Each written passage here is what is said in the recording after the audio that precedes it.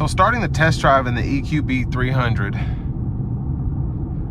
love how the vehicle drives. It just feels like, if you want to think of a competitor for a car like this, probably a Toyota RAV4, Honda CR-V, but it's a luxury Mercedes.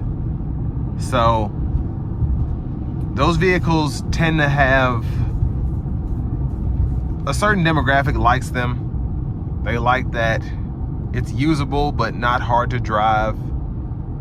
It's not super fast, but the power is adequate. And this pretty much hits the nail on the head comparing those if you have the additional funds to get something nicer. Now, of course, the interior on this is going to be better than a RAV4 or a CR-V. It's going to feel a bit faster. But what I like about this is it's not difficult to drive. So if you do just want a Mercedes, but you want that same usability, this EQB is the way to go.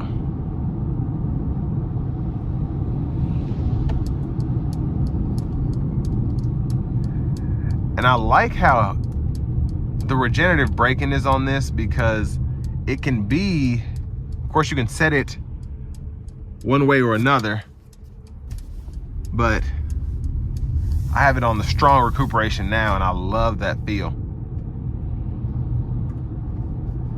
And it's pretty easy to drive in this eco mode as well.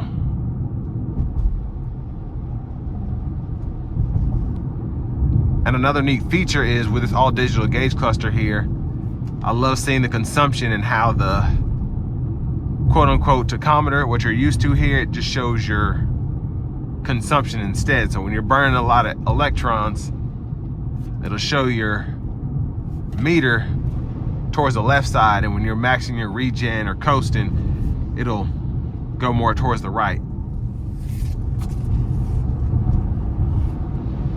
Now I did a pull there in sport mode, foot to the floor. Pretty impressed. Now of course you have instant torque in EVs, so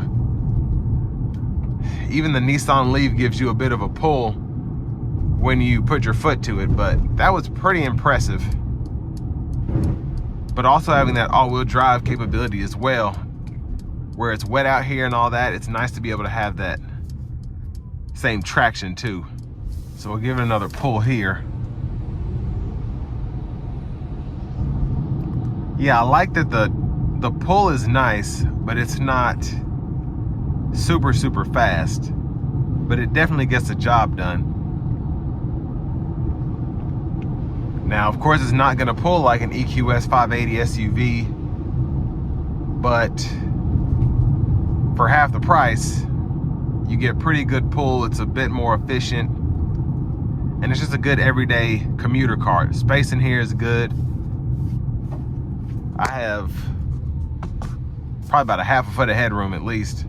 And I want to give another huge shout out to Mercedes-Benz of Music City, because they give me an opportunity to kind of compare these vehicles, so I can drive an EQS SUV and then compare it to this EQB and kind of tell you all the big differences.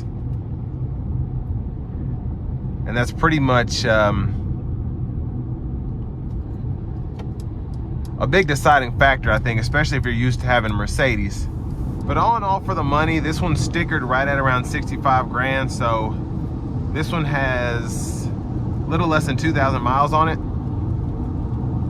So I don't know what the price is now, but for the money, definitely not a bad option, especially how this one is spec'd out with the AMG night package, the exclusive package, then having the optional heated cooled seats. If this is what you're into, and this is the perfect size for you, and you're wanting something luxurious, definitely make sure that you take a look at this 2022 Mercedes-Benz EQB 300 4MATIC.